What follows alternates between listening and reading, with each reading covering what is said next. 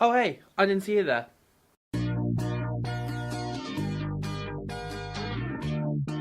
Hey guys, James Shaw here and welcome back to another video.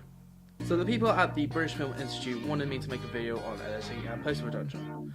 And that got me interested because I like to use computers and also editing software like this one. So this video will not only go through the history of editing, but also its purpose and also some lingo that you guys should understand.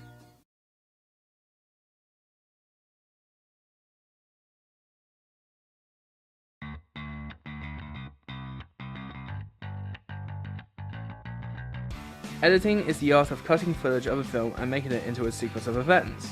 Editing usually happens during the post-production process of filmmaking, where the editor will look at all the shots that have been made during production and arrange the best ones into a movie. Its inception came about in 1924 with the invention of the moviola, which is a device that allows a film director to view a film whilst editing. This was the pioneering piece of equipment that started a whole new process of the filmmaking process. The first cuts were made in 1928, and that was the first time anyone has ever saw a cut in the film. Before that, we just had one shot of a random subject, like a train coming to a station. Then in 1931, a German company invented the Steenbeck flatbed editor, that has the capability of editing with both 16mm and 35mm film, with optical and magnetic sound. Ever since then, the flatbed is the key editing suite. That is until the 90s, when digital editing software was invented, and editors can use their computers and laptops to edit videos. The best thing about editing software is that there are loads of them for different types of editors. The beginners can get their hands on Movie Maker, iMovie and Filmora, while the professionals who are looking to form a professional standard of editing will use Avid, Premiere Pro and Final Cut. I prefer to use Final Cut as my favourite editing software because it's easy and professional to use. So professional that even Hollywood blockbuster films are using it because of the accessibility.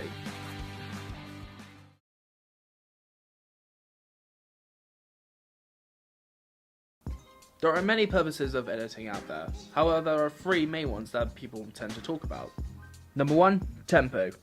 The way how a film is edited can determine the pace of your film.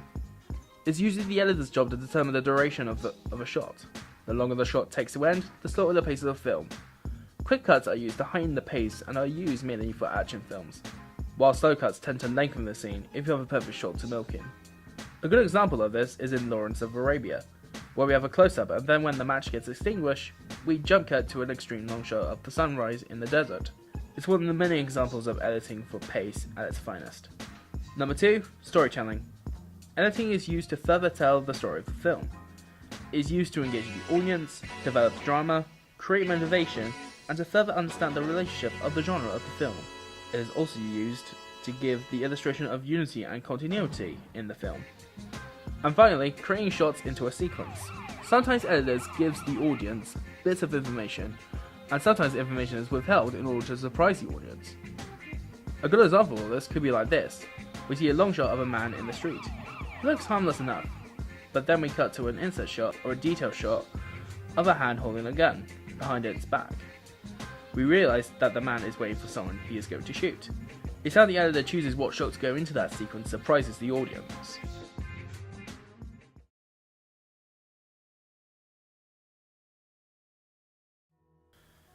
Okay, so now I'm going to tell you guys about all the jargon, terminology, and definitions that you guys should understand in order to edit films. Seamless editing is the process of combining more or less related shots into a sequence, so as to direct the viewer's attention. Continuity is when the editor edits to keep the space and time of the scene in check. If a scene has a certain prop in a certain place, then the next shot must have it in there. If it's not, then the space and time of the scene is completely ruined. A montage is when loads of shots are cut together in quick succession to speed up the time of a film. Derived from the French New Wave, a montage can help speed up a few months into a few minutes. One of the most famous examples of the montage is in the Rocky films, where Rocky's training montage set to inspiring music is the most famous montages in cinema history. A jump cut is when a sudden cut is made from one take to another to quicken the pace of the film. An example of this is in the earlier films of the James Bond franchise, where we can clearly see the jump cut happening.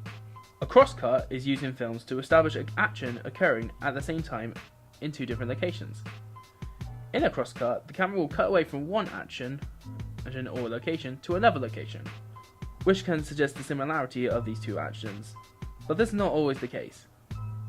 An example of this is in Inception, where we have one shot outside, and then another shot inside a hotel, and it shows how both shots are from the same time.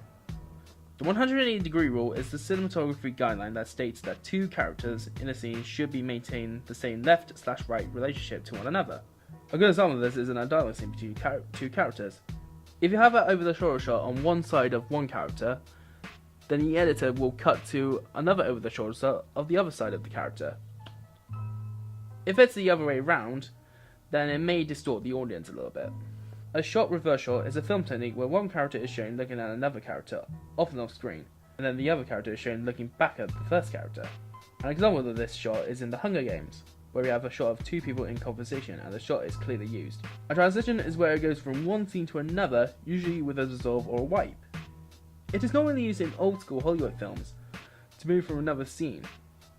When a film cuts to a soundtrack, it means that the pace of the cuts are motivated by how fast the song is. It is usually done in music videos and montages as well, and it sometimes helps with the pace of a video/film. Linear and non-linear editing are the same as linear and non-linear storytelling.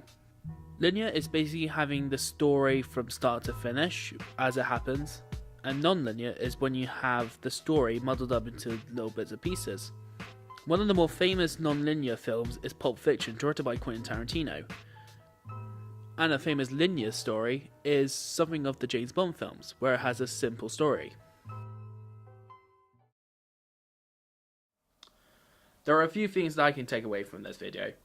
One is that editing has a very vast history, and it isn't just about editing in videos. It's a lot more than that.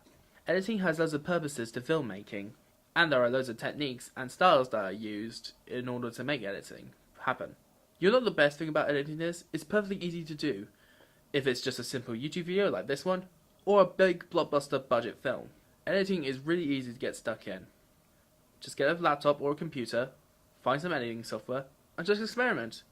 Because some of the great editors sometimes have to experiment.